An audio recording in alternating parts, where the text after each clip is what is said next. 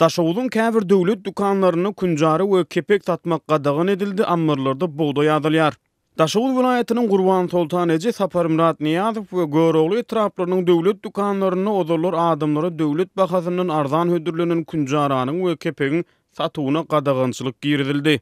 Azatlyk radiosu bilen gizlilik şertlerini habarlaşan vilayetdaky çeşmämiz mundan odul kepek uğruna 500 adamdan aşýan nowatlaryň döränligini habar berdi. Odalar her ele döwlet bahasynyň 20 kilogram kepek we kunjara berilýärdi. Kepegiň 1 kilogramynyň bahasy 20 teňgeden, kunjaranyň 1 kilogramynyň bahasy 50 teňgeden satylýardy diýip çeşmämiz aýtdy. Şeýlede görüňdüşimiz agzalýan etraplarda käbir adamlaryň ilki başlarda dukanlardan döwlet bahasynyň arzan satyn alan kepek türü kunjaralarynyň kilogramyny değişiklikde 1 manat 20 teňgeden we 2 manatdan bazara çykaryp satyp goşmaçy gazanç çeşmesi edinenligini ýöne soňlugy bilen kepek uğruna ulyň nowatlaryň döremi bilen galyp berse-de nowatlarda dawa jenjelleriň ýüze çykmagy bilen häkimlikleriň dukanlarda kepegiň we kunjaranyň satylmagyna gadagynçylyk girdenligini aýtdy.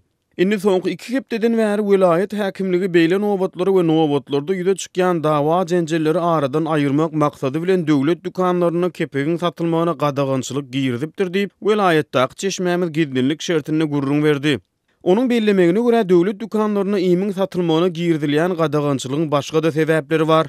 Vilayatyň un zawodlaryna buğdaýyň juda azalmagy, paýta ýağ zawodlaryna işleriň haýarlamagy we geçen ýylyň dowamyna ýygnalmaly paýta hasylynyň bellenen derur mösberden döwlete has az tawsyrylmagy kepek we kunjara satywyny çäklendirýän esasy sebäplerdir diýip çeşmämiz agzalýan ýagdaýyň mümkin bolan beýleki sebäpleri barada gurrun berýär.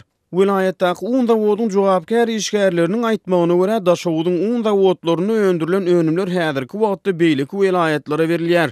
Buğday ambarlaryna unyň muktary azaldy. May-iýun aýlaryna un kepek dolu gutarur diýip Demirgazyk vilayatyna çeşmämiz gurrun berdi. Geçen ýyl Mary we Lewap vilayatlaryna öndürilen unlar Awganystana göýberildi diýip Daşowda öndürilen unlaryň beýleki vilayatlary uğrudylmagynyň mümkin bolan sebäpleri barada çeşmämiz gurrun berdi.